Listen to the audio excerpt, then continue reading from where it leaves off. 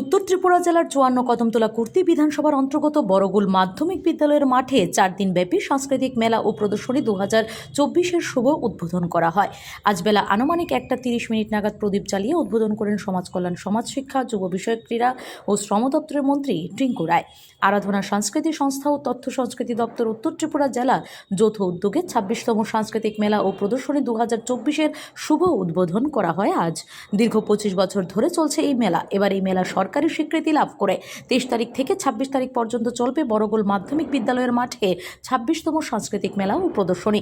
উদ্বোধন হিসেবে উপস্থিত ছিলেন সমাজ কল্যাণ, সমাজ শিক্ষা, যুব বিষয়ক, ক্রীড়া ও শ্রম দপ্তরের মন্ত্রী টিঙ্কু রায়। তাছাড়া উপস্থিত ছিলেন উত্তর ত্রিপুরা জেলা পরিষদের সভাধিপতি ভবতোষ দাস, উত্তর জেলার সিএম ও ডক্টর অরুণাভ চক্রবর্তী, কদমতলা পঞ্চায়েত সমিতির চেয়ারম্যান সুব্রত দেব, উত্তর ত্রিপুরা জেলা পরিষদের সদস্য তথা এগ্রি স্ট্যান্ডিং কমিটির চেয়ারম্যান কাজল দাস, কদমতলা পঞ্চায়েত সমিতির ভাইস চেয়ারম্যান বিদ্যাভূষণ দাস, বরগুল গ্রাম পঞ্চায়েতের প্রধান হেমন্ত কুমার নাথ সহ উপস্থিত বিভিন্ন গ্রাম পঞ্চায়েতের প্রধান সহ কদমতলা পঞ্চায়েত সমিতির নির্বাচিত সদস্যগণ।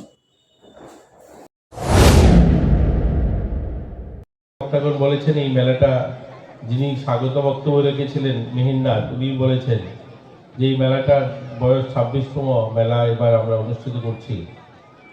এই মেলা ২৫ বার বেসরকারি মেলা, অর্থাৎ নিজেদের উদ্যোগে এই এলাকার সাধারণ নাগরিক যারা, এই এলাকার যারা শুভাকাঙ্ক্ষী, এই এলাকার মানুষের সংস্কৃতি প্রেমী মানুষ যারা, তাদের প্রয়াসে এই মেলাটা ২৫ বছর অতিক্রম করেছে।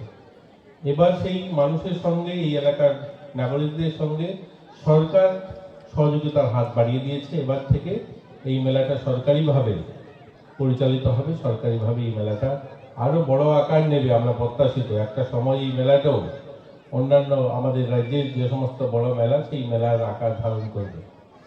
এখানে এত সুন্দর অনেকগুলো সাংস্কৃতিক কার্যক্রম হলো, আমাদের লোকসঙ্গীত হলো, এখানে আমাদের